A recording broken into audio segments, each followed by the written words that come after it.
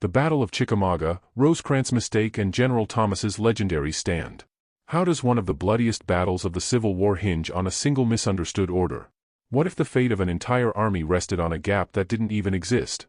And how does one general's calm, unshakable stand save the Union from total collapse when all seemed lost? In the dense forests of Georgia, amidst the chaos of miscommunication and battlefield blunders, a single mistake would cost General William Rosecrans everything. The Battle of Chickamauga was supposed to be the Union's moment of triumph, but one wrong order turned it into a living nightmare. Picture this: Union troops moving out of position, creating a gap for Confederate General James Longstreet to march through like it was an open door. How could such a simple error lead to disaster? But when the dust settled and the Union lines crumbled, one man stood tall: General George Thomas. While his commander fled in panic, Thomas dug in his heels at Snodgrass Hill, defying the chaos around him. How did the Rock of Chickamauga hold the line against wave after wave of Confederate assaults when no one thought it possible? Was it sheer determination, military brilliance, or just plain stubbornness? And what blunders could turn a victory into such a desperate, legendary stand?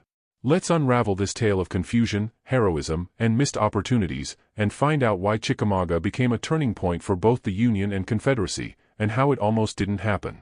In the misty, smoke-filled forests of northern Georgia, two of the Civil War's strangest bedfellows, Generals William Rosecrans and Braxton Bragg, were about to meet on the battlefield in one of the bloodiest confrontations of the war, the Battle of Chickamauga. But before we dive headfirst into this chaotic clash, let's rewind the clock and take a journey through the twists, turns, and personal dramas that led these two men, and their armies, toward destiny. By September 1863, the Civil War had been raging for over 2 years, and neither side could truly claim to have the upper hand. It had all started in 1861 with the First Battle of Bull Run, or First Manassas, depending on which side of the Mason-Dixon line you were standing on. The Union, led by the ever-grumpy General Irvin McDowell, had been sent running by Confederate General P.G.T. Beauregard and a well-timed assist from Thomas "Stonewall" Jackson, who earned his famous nickname in the chaos. After that embarrassment, President Lincoln went through generals like a man trying to find a good barber: McClellan, Pope, Burnside, Hooker, all with middling success.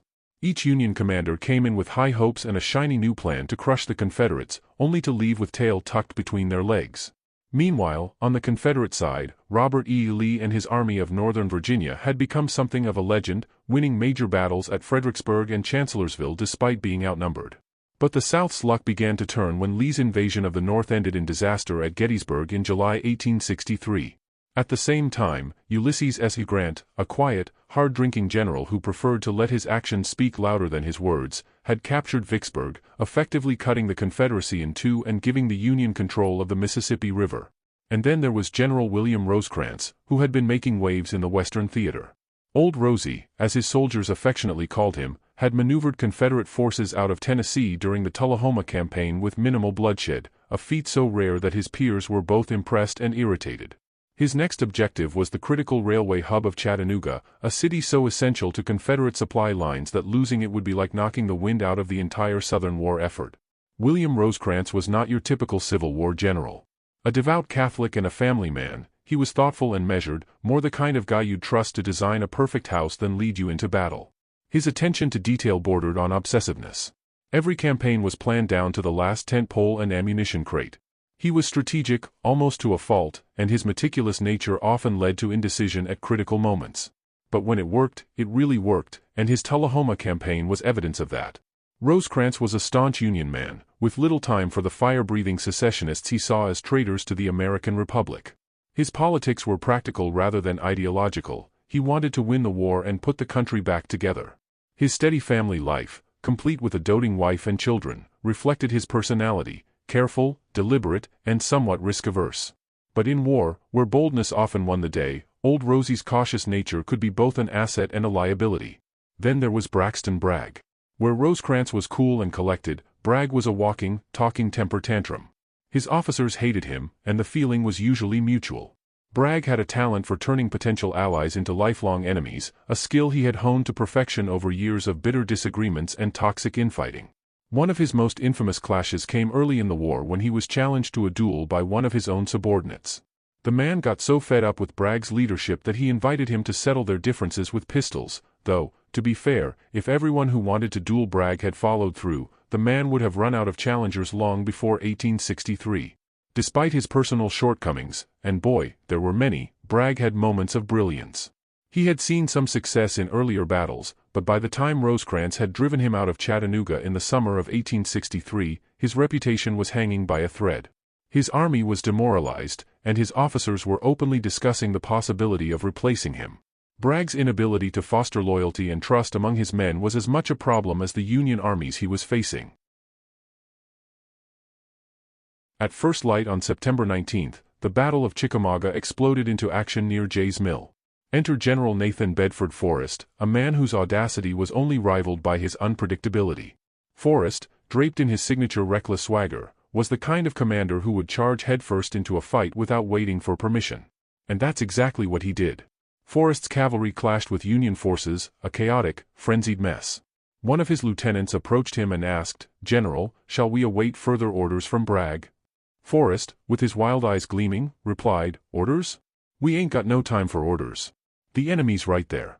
Let's go give 'em hell." Unfortunately, Forrest's impatience came at a cost. He'd underestimated the strength of the Union cavalry, and his men got bogged down in the dense woods. "This place is thicker than a Georgia jungle," one exasperated Confederate trooper yelled, fumbling through the underbrush as bullets whizzed by. The confusion was unbearable, and even Forrest, always so sure of himself, grumbled, "If I could see through these damn trees, we'd have 'em whipped by now." Meanwhile, General George Thomas, the Rock of Chickamauga, was on the Union side, carefully piecing together the situation. Thomas was calm, methodical, and perhaps most importantly, loyal. He'd been born a Virginian, but unlike many of his Southern compatriots, he had chosen to stick with the Union. His family, however, had not been as forgiving. He once confided in an officer, "My sisters still haven't spoken to me since I took the oath for the Union." The bitterness of the family feud weighed on him, but it didn't shake his resolve. By noon, the fighting had devolved into absolute chaos. Confederate forces under General Patrick Cleburne, an Irish immigrant with the nickname Stonewall of the West, were pushing forward with brutal determination. Cleburne, one of the most competent commanders in Bragg's ragtag team, barked orders in his thick brogue, "Lads, if we can't see 'em, we'll just fire into the noise." His strategy worked, somewhat, at least until dusk fell, and both sides, drenched in sweat and blood, collapsed in exhaustion. It had been a long, bloody day, but the worst was yet to come. The morning of September 20 began with General William Rosecrans, commander of the Union forces, making a colossal mistake. Believing, incorrectly, that there was a gap in his line, Rosecrans ordered General Thomas Wood to move his division to fill it. Wood, who had no love for Rosecrans after being previously reprimanded, knew full well the gap didn't exist. "A gap, sir? Are you certain?" he asked sarcastically, already guessing what would happen. But when Rosecrans insisted, Wood simply obeyed, perhaps hoping Rosecrans would reap what he'd sown. And reap he did. The moment Wood moved, a real gap appeared, right in the middle of the Union line. It was like a neon sign for Confederate General James Longstreet, who had just arrived from Virginia with a fresh batch of soldiers. "Well, boys," Longstreet mused as he surveyed the Union's blunder, "it seems they've handed us a gift." With ruthless precision, Longstreet sent his men crashing into the gap, like a tidal wave obliterating a sandcastle. As Union soldiers were sent scattering, Rosecrans himself got swept up in the panic. "Where the hell's the line?" he shouted, looking utterly lost. The general, whose calm demeanor had melted away, mounted his horse and bolted toward Chattanooga, leaving behind the battlefield, and his dignity. While Rosecrans was retreating as fast as his horse could carry him, General George Thomas was holding his ground. Gathering what was left of the Union troops, he formed a defensive line on Snodgrass Hill. His men were battered, bloodied, and exhausted, but Thomas, ever the steady hand, looked over them and said, "We hold here. No matter what they throw at us, we hold." For the rest of the day, wave after wave of Confederate soldiers hurled themselves at Thomas's line. It was said that Thomas was as cool under fire as a man reading the morning paper. When a young lieutenant approached him, visibly trembling and asking, "General, what do we do if they break through?" Thomas simply replied, "They won't." Confederate forces pounded Snodgrass Hill, but Thomas's line held. One Confederate officer was overheard grumbling, "That damn hill's as solid as a boulder. We ain't movin' 'em." Thomas's calm and collected demeanor inspired his men, and by nightfall, he had done the impossible. His stand at Snodgrass Hill allowed the rest of the Union army to retreat in some semblance of order, preventing what could have been a total rout. The Battle of Chickamauga ended in a Confederate victory, but it wasn't the knockout blow that Bragg had hoped for.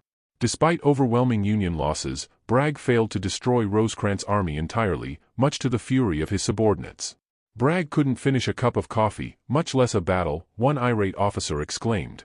Generals under Bragg's command, including Longstreet, were livid. Longstreet, in particular, was vocal in his disdain. "We had Braxton.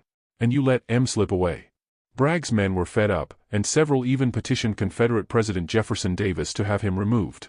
But Davis, ever loyal to his old friend, refused. "Bragg stays," he said firmly. "But for how long?" one disgruntled officer muttered under his breath. As for Rosecrans, his career was in tatters. Within weeks, he was relieved of command, and his reputation never fully recovered. The man who had fled the battlefield would spend the rest of his life haunted by the disaster of Chickamauga, often heard muttering to himself, "If only I hadn't moved wood." In contrast, General George Thomas was hailed as a hero. His stand at Snodgrass Hill cemented his legacy as one of the Union's finest commanders. The Rock of Chickamauga, they called him, and rightly so. Chickamauga was a battle of confusion, egos, and missed chances. Bragg's inability to communicate, combined with Rosecrans' overthinking, created a swirling storm of chaos. But out of that chaos emerged heroes like George Thomas, whose quiet strength would become legendary. So, what do you think? If you want more captivating stories like this, subscribe to Past History.